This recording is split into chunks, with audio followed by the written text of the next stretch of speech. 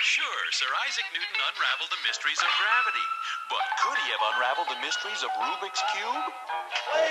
Warning, once you get your hands on Rubik's Cube,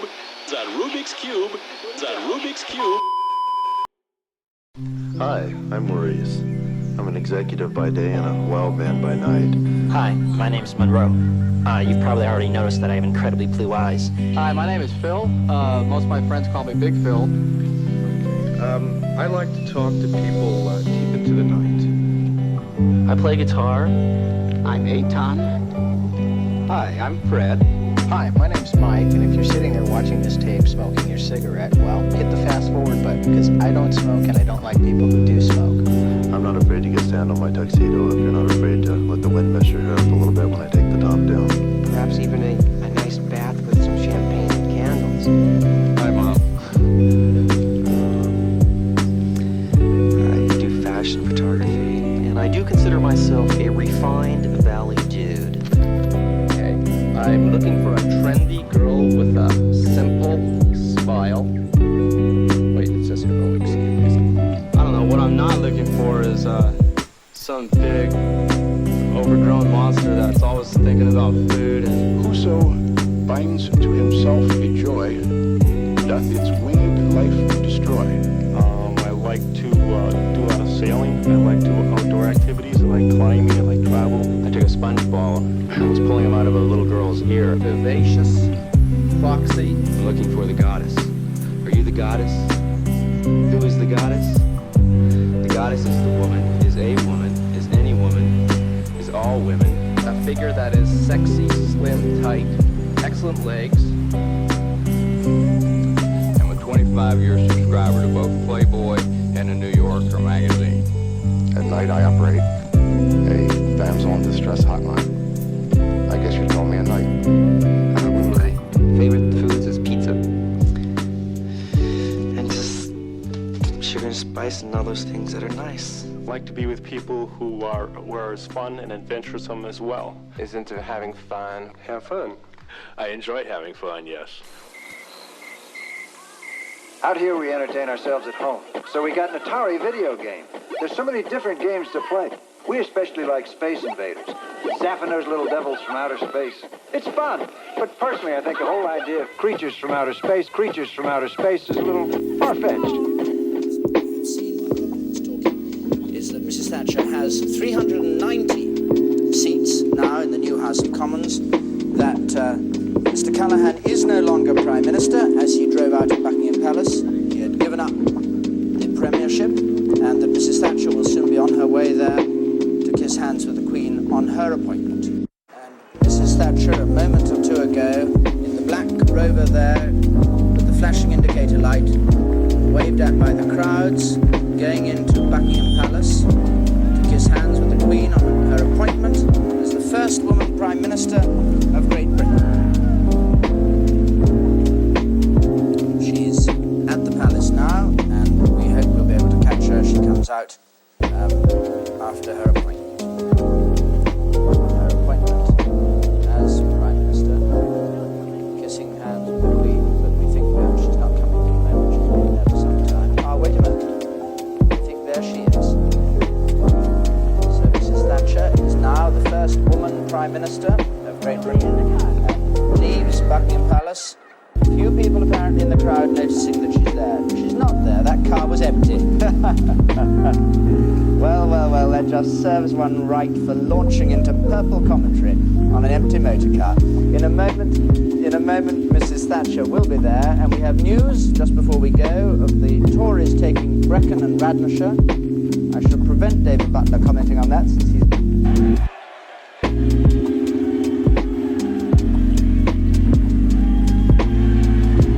Good afternoon, Prime Minister.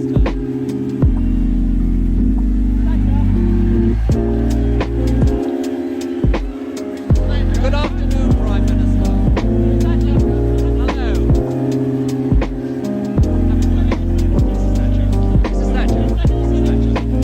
Mrs. Thatcher. Can you just ask Mr. Philip, the BBC, Mrs. Thatcher? It's been a wonderful campaign for you. Congratulations. Thank you very much. How do you feel at this moment? very excited, very aware of the responsibilities. Her Majesty, the Queen, has asked me to form a new administration, and I have accepted. It is, of course, the greatest honor that can come to any citizen in a democracy. I know full well the responsibilities that await me as I enter the door of number 10, and I'll strive unceasingly to try to fulfill the trust and confidence that the British people have placed in me and the things in which I believe. And I would just like to remember some words of St. Francis of Assisi, which I think are really just particularly apt at the moment. Where there is discord, may we bring harmony. Where there is error, may we bring truth. Where there is doubt, may we bring faith. And where there is despair, may we bring hope. And to all the British people, howsoever they voted, may I say this, now that the election is over, may we get together and strive to serve and strengthen the country of which we're so proud to be a part. Prime Minister. And finally, one last thing. In the words of Erin, whom we had hoped to bring here with us, there is now work to be done. At the emergency room at the Roosevelt Hospital. He was dead at the time of his arrival. Numerous resuscitative efforts were made after his arrival in the hospital, including transfusions, surgical procedures, other procedures, but in spite of the effort of many physicians and after many procedures, we were unable to restore the life of Mr. Lennon. Good morning, everyone. I'm Tom Brokaw. This is today, December 9th. I'm here with Jane Paul, and this entire half hour we devoted to the murder of John Lennon, ex-Beatle, one of the best-known musicians and most influential people of his time. As you heard Dr. Stephen Lynn at Roosevelt Hospital in New York City say, Lennon was shot and killed at about 11 o'clock last night outside his apartment building. News of the Lennon shooting, of course, spread quickly around the world. NBC News correspondent Stephen Frazier tells what happened last night on Manhattan's West Side.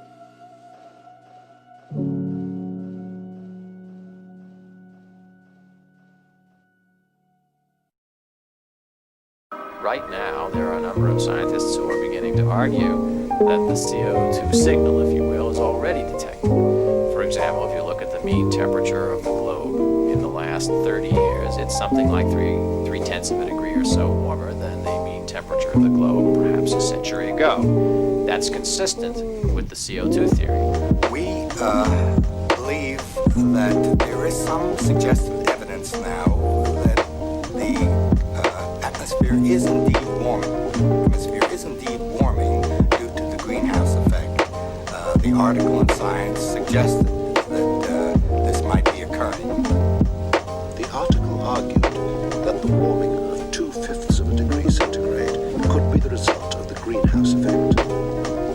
And there is a reasonable consensus among meteorologists that the warming will continue and will be significant and measurable, easily measurable, roughly by the end of this century.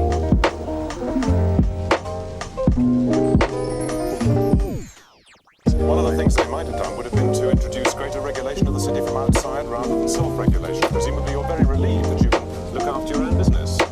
I think it's true to say that the city would rather look after its own business, but of course this does mean it's incumbent upon the city to actually do its job properly. It doesn't mean we're going to see a lot. Labour had got in and introduced a rather tougher outside regulation. I don't think we're going to see any more scandals on a very large scale. I think people have learned their lesson.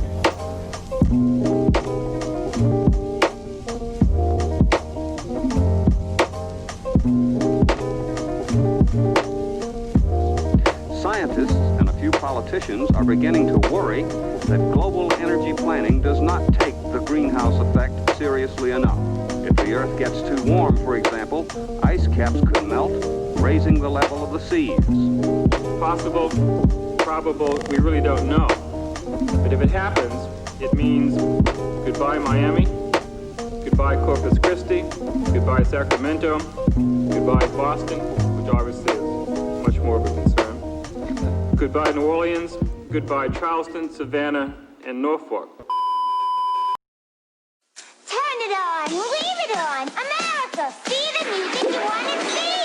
I want my MTV. Alright. I want my MTV. I want my MTV. 24 hours a day on.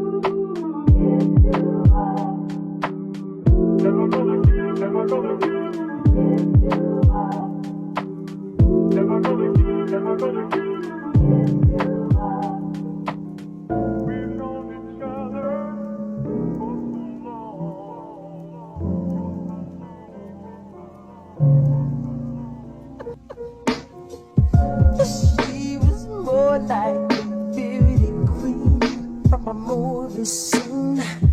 I said, don't mind, but what do you mean? I am the one who will dance on the floor and around. She said, I am the one who will dance on the floor and around.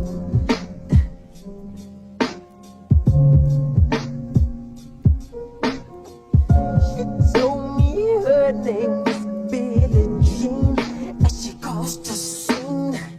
Then heavy hair turned me to ice that dreamed of being the one who would dance on the floor and around.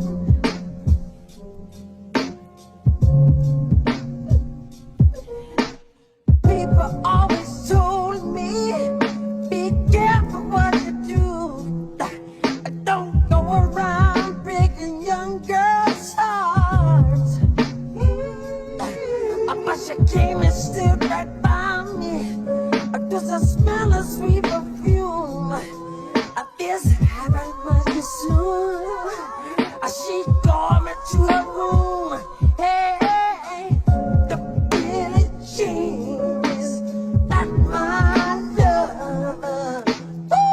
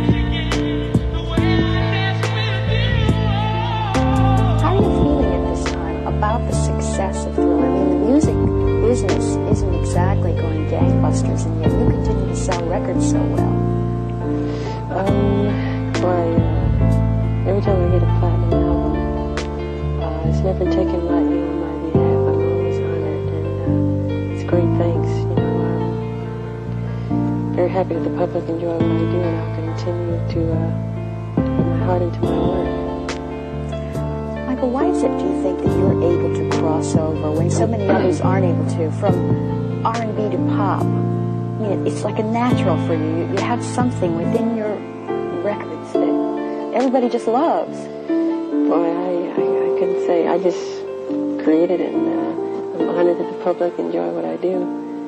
I couldn't explain why, the anatomy of why it happens. There's a formula? Not that I know of. It's my heart. I put my heart in it. You put your heart in it? Yeah. When you go about writing, what happens?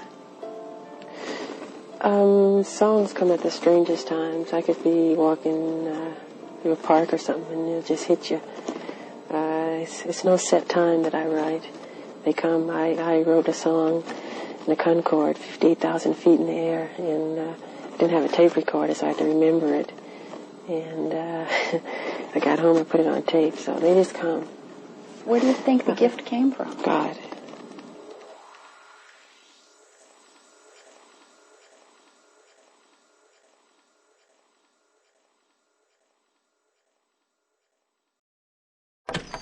$405 and Libby. $410.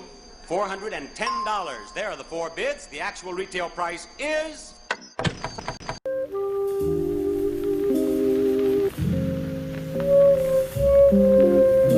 Finest hour during its coverage of the AIDS story. In fact, it seems that sometimes there's been virtually more misinformation about the disease than information. Just how desperately people fear AIDS can be seen with the rather sad controversy that's developed at Gosford, New South Wales, in recent weeks. Why is that, mate? There's not enough known about this disease. I'm not putting my shoulder. Parents of other children are demanding that a 3-year-old girl who's been infected with the AIDS virus be withdrawn from the local childcare centre before they let their children go back again. We know that these are very small risks, we understand that, but we are still talking about our children, my child, not yours, not the Department of Health's, my child. All the gin joints in all the towns in all the world. She walks into mine.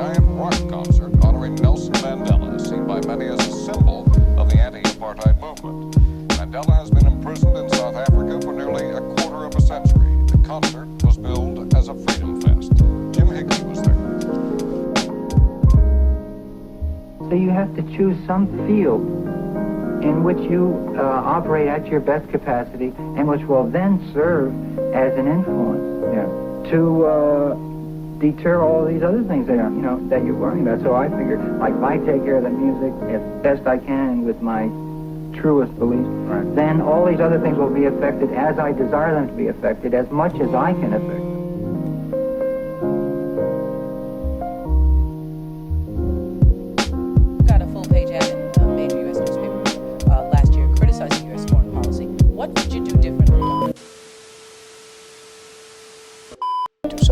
I'd make our allies pay their fair share. We're a debtor nation. Something's going to happen over the next number of years with this country, because you can't keep going on losing $200 billion, and yet we let Japan come in and dump everything right into our markets and everything. It's not free trade.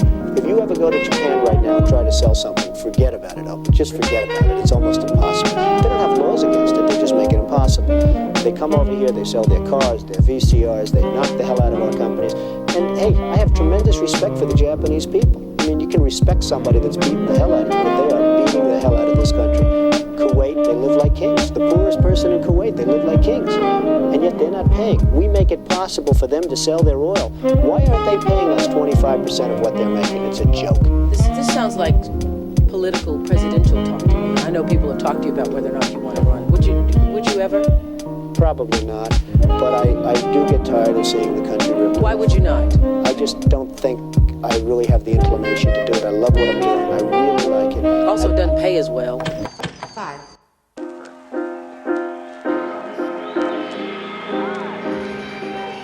Hi, and welcome to the show. Thank you so much for being here. Be a little more cheerful from now on, Paul. I think really up and more positive. Someone call? Well, a lot of folks have been calling, but hi, and welcome to the damn show. Hi.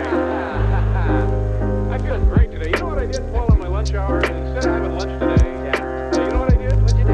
I went over and had my legs waxed. I feel great.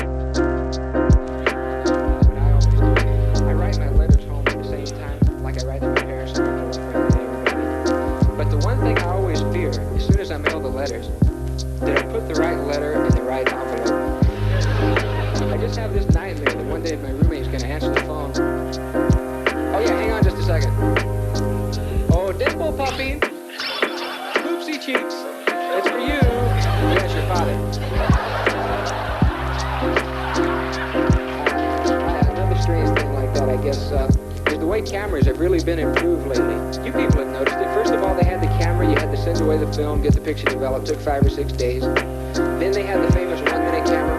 Of course, now you can watch the film develop before your very eyes. What I wonder is, what are they going to have next? A camera that develops the film before you even take the picture? Call it a Kodak Futuramatic. Hey, George, you know that vacation me and Ethel's going on next week? I got the pictures right here. Yeah, it's a terrible trip. We're not going.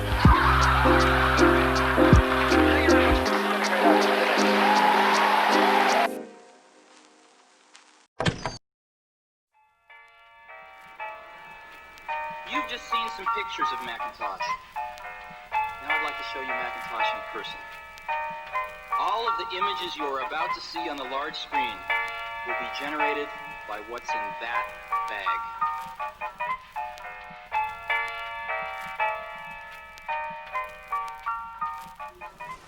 Good morning, sir. Oh, good morning. I'd like to buy a computer. Certainly, sir. What did you have in mind? Well, I don't know very much about computers. Perhaps you could give me some advice. Well, there's the apple, the acorn, the pear. Banana? Yes, we have no bananas. We do have tangerines. What's all this green notes we got to do with computers? You know what it says in the Bible? Be fruitful and multiply. I really wanted something electronic. Disc or cassette? No, hi-fi. You know, you'd be happy with a pen. I hadn't really set my heart on a computer. You want to try watching the new TV series, the computer program? There's even a computer that goes with it. Oh, Whose computer is it? Well, it's a cooperative, really. We all have a part share, but Julian and I mainly use it. And why did you buy a computer? Well, I was very interested in the new technology and didn't want to be left behind. I don't think it's only for the youngsters at school now. I think us older ones will have to learn a lot about it. And what do you use the computer for? Well, for keeping household records, such as what I have in the freezer and people's telephone numbers and addresses. I use it as a word processor for my letters, which always come up perfect now. And the most exciting thing I find is the mailbox where I write to other people on the Prestel system.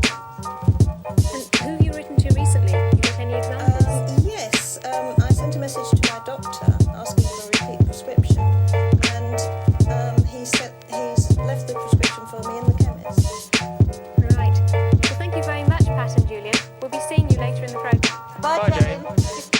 If you have anything you want to say to us here on Database, and you're connected to the Prestel service, you can use the Database mailbox. Pat Green is still with us in North London, and she's going to demonstrate this facility by sending us a message. Hello, Pat. Hello, Jane. Can you find page 7776, please? And now would you like to send us a message? Yes, I will.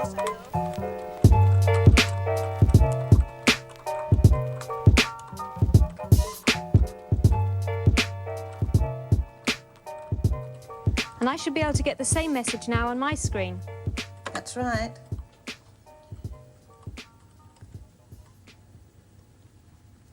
Thank you very much for your good wishes, Pat and Julian.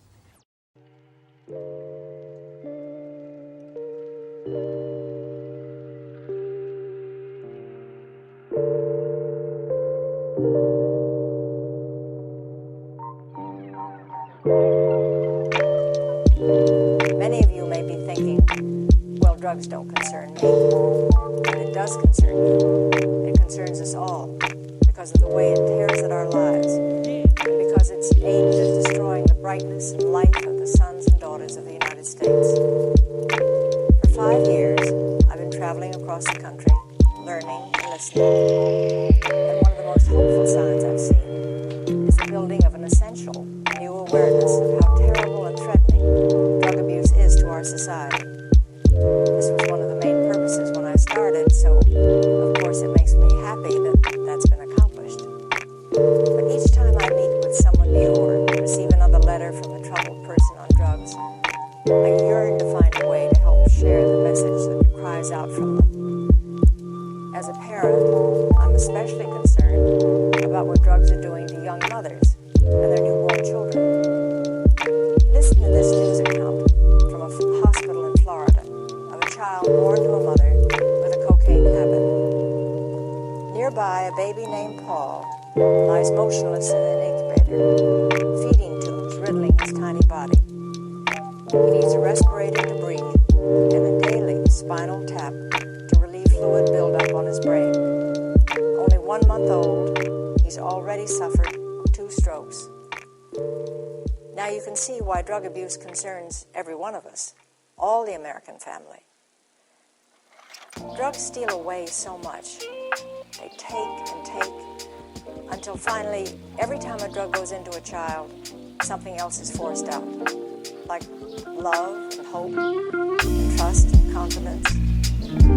Drugs take away the dream from every child's heart and replace it with a nightmare. And it's time we in America stand up and replace those dreams. Each of us has to put our principles and consciences on the line, whether in social settings or in the workplace, and set forth solid standards and stick to them. There's no moral middle ground. Indifference is not an option. We want you to help us create an outspoken intolerance for drug use. For the sake of our children, I implore each of you to be unyielding and inflexible in your opposition to drugs. Our young people are helping us lead the way. Not long ago in Oakland, California, I was asked by a group of children what to do if they were offered drugs. And I answered, just say no. Soon after that, those children in Oakland formed a Just Say No club. And now, there are over 10,000 such clubs all over the country. Well, their participation and their courage in saying no needs our encouragement.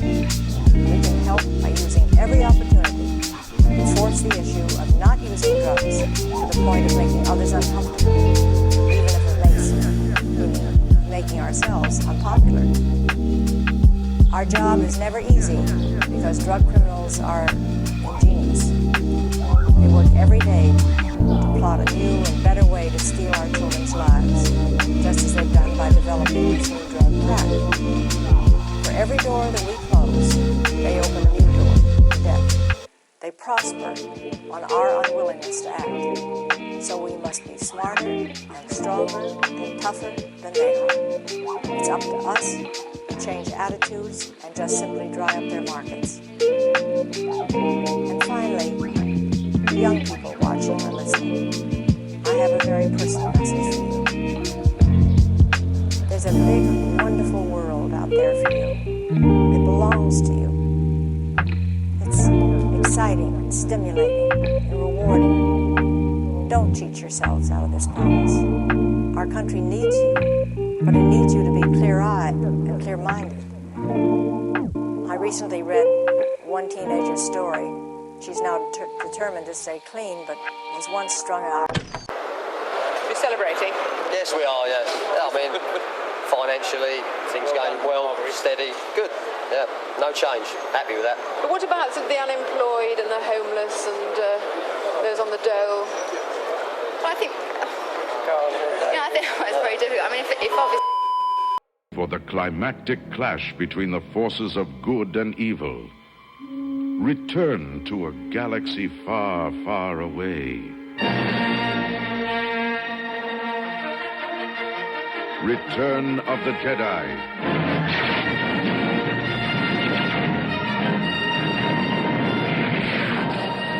The next chapter in the continuing Star Wars saga. The battle for freedom rages on.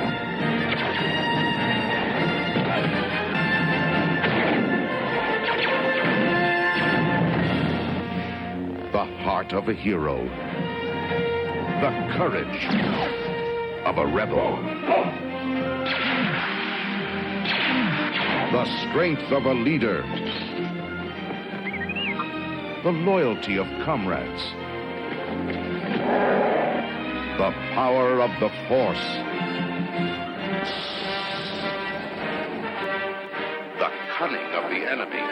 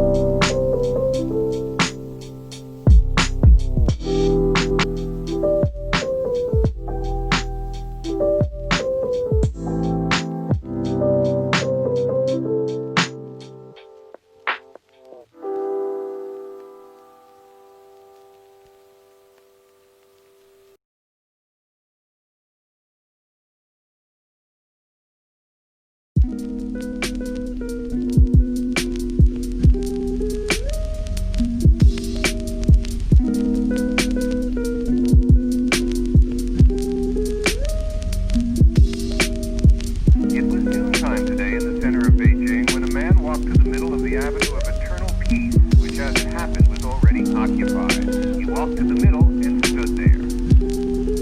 The man was alone. The tank was not. It wasn't just a single tank he stopped. There were 18 tanks and armored carriers in this convoy, and while he talked to the crew and ignored the gunfire, he stopped all of them. One man alone, of course, can't stop an army. Except for a moment, that's exactly what happened here. For 3 minutes in the middle of the day, an army was stopped by a man who stood still. A man who'd made up his mind, it seems, though why we just don't know. But when bystanders rushed in to save this stubborn soul, it wasn't easily done. He was pushed away at last, faceless in the crowd. Safe, we think, but in a city verging on calamity. What moves a man to just stand still? Is it courage or outrage or madness? We can't tell what was on his mind, and we can't forget what he did. Richard Roth, CBS News, Beijing. And now the Soviets themselves may, in a limited way, be coming to understand the importance of freedom. We hear much from Moscow about a new policy of reform and openness. Some political prisoners have been released. Certain foreign news broadcasts are no longer being jammed. Some economic enterprises have been permitted to operate with greater freedom from state control. Are these the beginnings of profound changes in the Soviet state? Or are they token gestures intended to raise false hopes in the West or to strengthen the Soviet system without changing it? We welcome change and openness, for we believe that freedom and security go together, that the advance of human liberty can only strengthen the cause of world peace. There is one sign the Soviets can make that would be unmistakable, that would advance dramatically the cause of freedom and peace. General Secretary Gorbachev, if you seek peace, if you seek prosperity for the Soviet Union and Eastern Europe, if you seek liberalization, come here to this gate. Mr. Gorbachev, open this gate.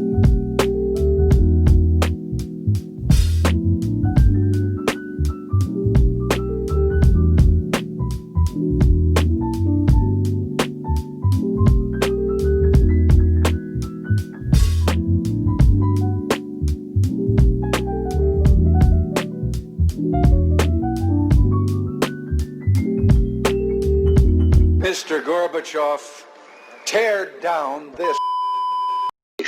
A whole new class of automobile, the Chrysler E-Class. Chrysler's largest front-wheel drive sedans with elegance, luxury, with room for 5, 6, even 30 seconds.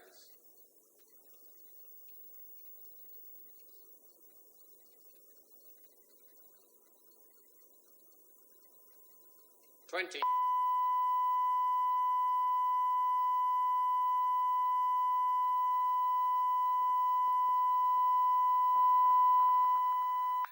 Nine, 8, 7, 6, 5, 4, 3.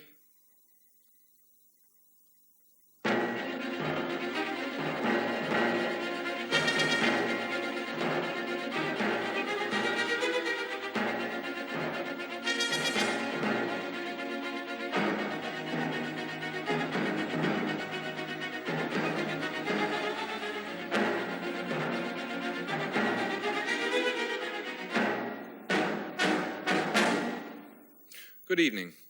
The bomb isn't likely to drop, certainly not in the near future. Although the Russian invasion of Afghanistan has heightened tension between East and West, few believe that a nuclear war is imminent.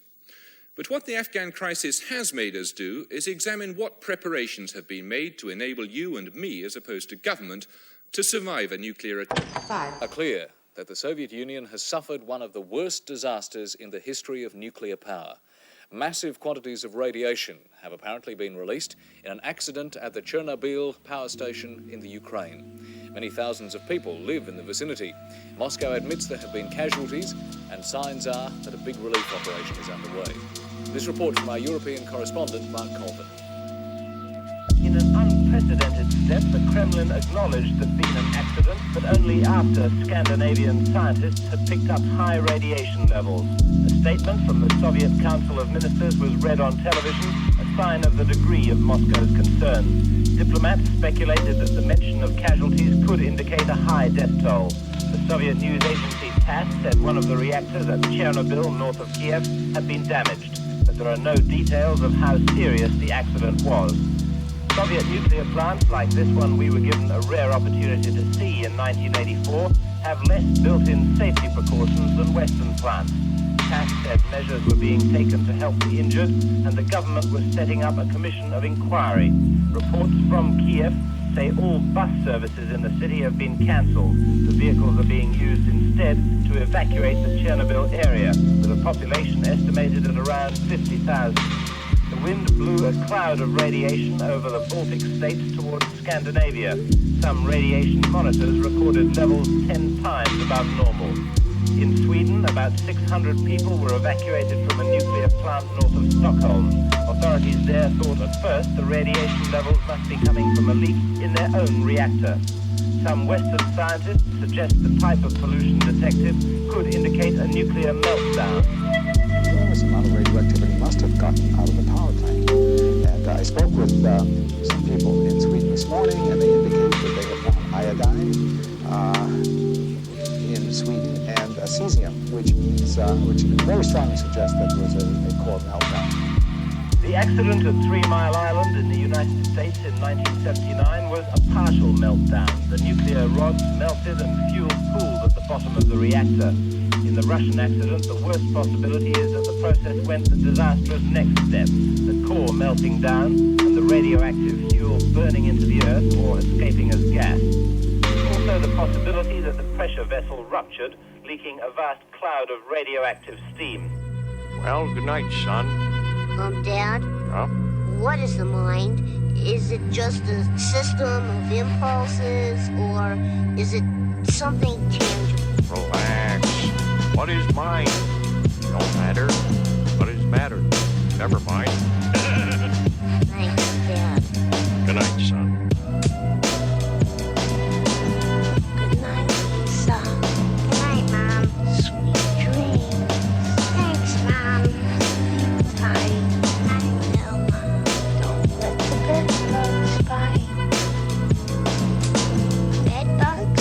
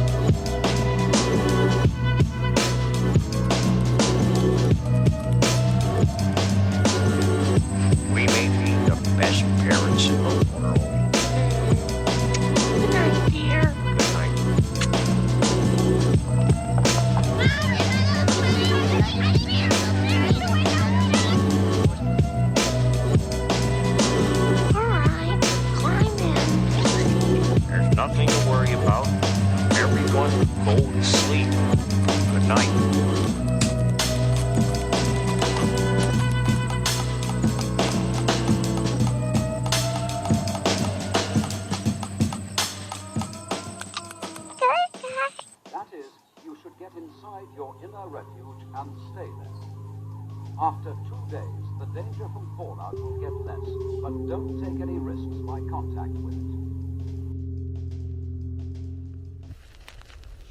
Change is accelerating.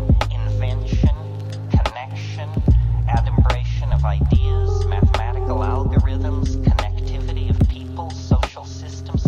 This is all accelerating furiously and under the control of no one. Not the Catholic Church, the Communist Party, the IMF,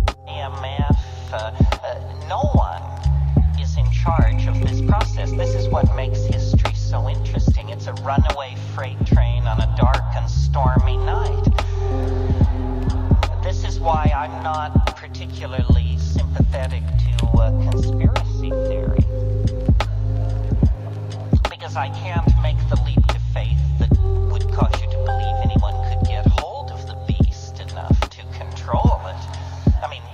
conspiracies, of course. We have conspiracies of the kazoo, but none of them are succeeding. They're all being swept away, compromised, astonished by new information, and endlessly agonized. If I were dependent on the notion that human institutions are necessary to pull us out of the ditch, I would be very despairing. As I said, nobody's in charge. Not the IMF, the Pope, the Communist Party, the Jews. No, no, no. Nobody has their finger on what's going on. So then why hope? Isn't it just a runaway train out of control? I don't think so. I think the out of controlness is the most hopeful thing about it. After all, whose control is it out of? You and I never controlled it in the first place. Why are we anxious about the fact that it's out of control? I think if it's out of control, then our side is winning. The little vial here, it's crack, rock cocaine, the most addictive form. You think it's the glamour drug of the 80s? Well, that's the point of this friendly little reminder. It can kill you. And if you've got to die for something, this sure as hell ain't it.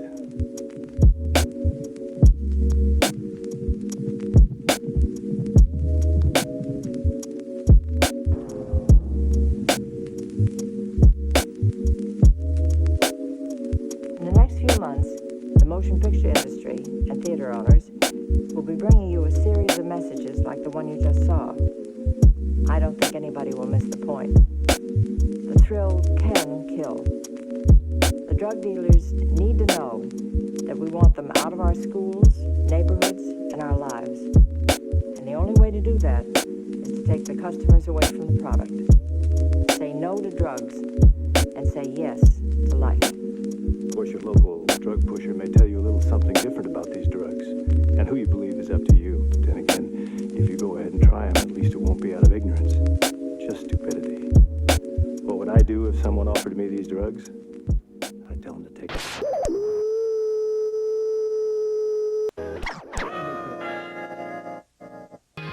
Take it 5, 6. I think Reagan's a very interesting political figure, and I think in a way he may represent the future of where capitalist democracy is tending. He's a very natural kind of phenomenon in a capitalist democracy. In a capitalist democracy, you have the problem, and it is always perceived as a problem, that the general population has a method of participating in decision-making. They can participate in politics. The state is not capable of stopping them. You can't shut them up. You can't put them in jail. You can't keep them away from the polls, and so on. And it's striking that that has always been perceived as a problem to be overcome. It's what's called the crisis of democracy. Too many people organizing themselves to to enter the public arena. That's a crisis we have to overcome. According to a certain view. It has always been understood by, I would say, even the mainstream of democratic theorists, that when the voice of the people is heard, you're in trouble, because they're always going to make the wrong decisions. The stupid and ignorant masses, as they're called, are going to make the wrong decisions. So therefore, we have to have what Walter Lippmann, back in 1920 or so, called manufacture of consent. We have to ensure that actual decision-making, actual power is in the hands of what he called a specialized class. That's smart guys, who are going to make the right decisions. And we've got to keep the general population marginalized, because they're always going to make mistakes. Marginalizing meaning? Reduce them to apathy and obedience. Allow them to participate in the political system, but as consumers, not as true participants. That is, allow them a method for ratifying decisions that are made by others, but eliminate the methods by which they might first inform themselves, second organize, and third act. Ratification would be what? Well, ratification would mean a system in which there are two positions presented to me, the voter. I go into the polling booth and I push one or another button depending on which of those positions I want. That's a very limited form of democracy. A really meaningful democracy would mean that I play a role in forming those decisions, in creating those positions, that those positions reflect my active creative participation at it, not just me, but of course everyone. That would be real democracy. That's not We're happening. very far from that. But we're even departing from the point where there is ratification. When you have stage-managed elections with the public relations industry determining what words come out of people's mouth, you in fact are going beyond to the point where we are even the element of ratification is disappearing because you don't expect the candidates to stand for anything. Candidates decide what to say on the basis of tests that determine what the effect will be across the population. Somehow people don't see how profoundly contemptuous that is of democracy. Contemptuous? Yeah. Suppose I'm running for office, and I don't tell people what I think or what I'm going to do. I tell them what the pollsters have told me is going to get me elected. That's expressing utter contempt for the electorate. That's saying, okay, you people are going to have the chance to push your buttons, but once you're done, I'll do exactly what I intend.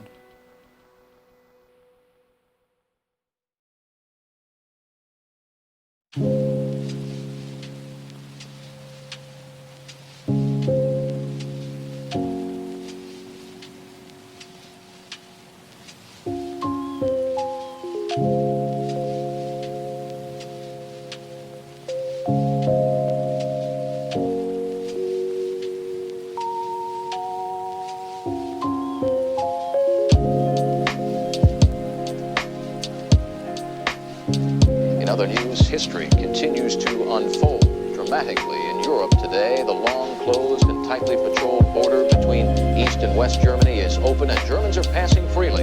And within the last hour, the East German government has announced its open border policy will be permanent. The Berlin Wall is opened and overnight became a place to frolic and play. The East German government's surprise lifting of travel restrictions brought countless reunions of families divided for years. Many East Germans came over the border out of curiosity. Others planned to stay. The blow did not end with daylight. Border guards became traffic cops and the celebrations continued. Heute ist es wirklich heute eine historische Stunde. West Berlin's mayor welcomed the visitors from the east. In East Berlin, communist leader Egon Krenz smiled. The lifting of restrictions is buying time for his regime. But American leaders say freedom of travel is not enough. If you're really going to reform and move toward openness, you've got to start talking about political pluralism, and that takes you, of course, to the brings you quickly to the conclusion that they really need open, free, and fair democratic elections. That's really what's needed. Still, East and West Germans are celebrating this historic move, which is moving them closer together and breaking down barriers. The United States is offering West Germany assistance in handling the influx of refugees, and the Soviet Union says it welcomes the relaxing of travel restrictions, but the Kremlin opposes any reunification of the two Germanys. The events in Berlin are of great interest to many local residents with ties to East Germany. For those people, there is a new sense of optimism and hope for their homeland. So homeland we thought would be lost forever. Now all of a sudden, there's a chance that it might come back, and I guess everybody talks about it. You know, everybody thinks it's great. I hope there's no return. That we'll go forward, and that we will one day have a united Germany. And NBC anchorman Tom Brokaw is in Berlin. NBC will be bringing you developments on the German situation throughout the day today. C'est quoi l'ensemble de l'histoire? Ne la racontez pas, mais en deux mots. C'est le... Parce Oh, que vous dans savez, l'amour, il y a c'est- le ratage, il y a la réussite, il y a le bonheur, il y a tout. Oui, c'est même pas une histoire, c'est surtout les points sur certaines réactions des femmes.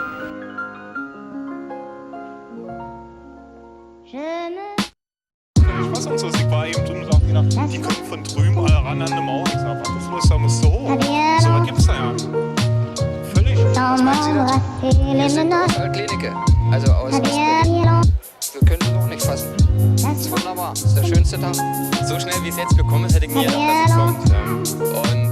Und ich hoffe, dass alle Seiten, sowohl wir als auch die andere Seite daraus gelernt haben, was sich so entwickelt hat. Und dass wir jetzt nicht die Fehler machen, da ein bisschen jetzt so über die Dinge zu stehen. Ja? Denn wir haben jetzt genauso Verantwortung bei der Sache wie auf der anderen Seite. Ça aide pas, vous savez, parce qu'on voit toujours ce qu'il y a derrière la tête, dans les yeux. 61 auch hier. Und ich bin also sprachlos. begeistert und freue mich wahnsinnig. Ich stand hier vor 28 Jahren, hier an dieser Stelle, als der erste Zaun hier gezogen wurde. Und ich kann das mitfühlen, was das heute für ein Tag ist. Für die Menschen, die heute hier wieder so hingehen können, wie sie wollen, in Freiheit und sind alle glücklich. Et mes chaussons dans les tiens. Fini d'aimer. Et dans tes bras, comme une herbe mouillée, je me balance.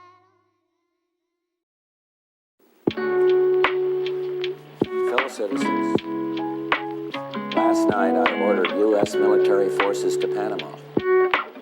No president takes such action lightly. This morning, I want to tell you what I did and why I did it.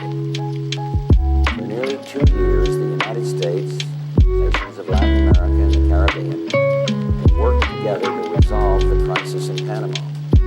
The goals of the United States have been to safeguard the lives of Americans, to defend democracy in Panama, to combat drug trafficking, and to protect the integrity of the Panama Canal Treaty. Many attempts have been made to resolve this crisis through diplomacy and negotiations. All were rejected by the dictator of Panama, General Manuel Noriega, indicted drug trafficker. Last Friday, Noriega declared his military dictatorship to be in a state of war with the United States and publicly threatened the lives of Americans in Panama. The very next day, forces under his command shot and killed an unarmed American serviceman, wounded another, arrested and brutally beat a third American serviceman, and then brutally interrogated his wife, threatening her with sexual abuse. That was enough. General Noriega's reckless threats and attacks upon Americans in Panama created an imminent danger to the 35,000 American citizens in Panama.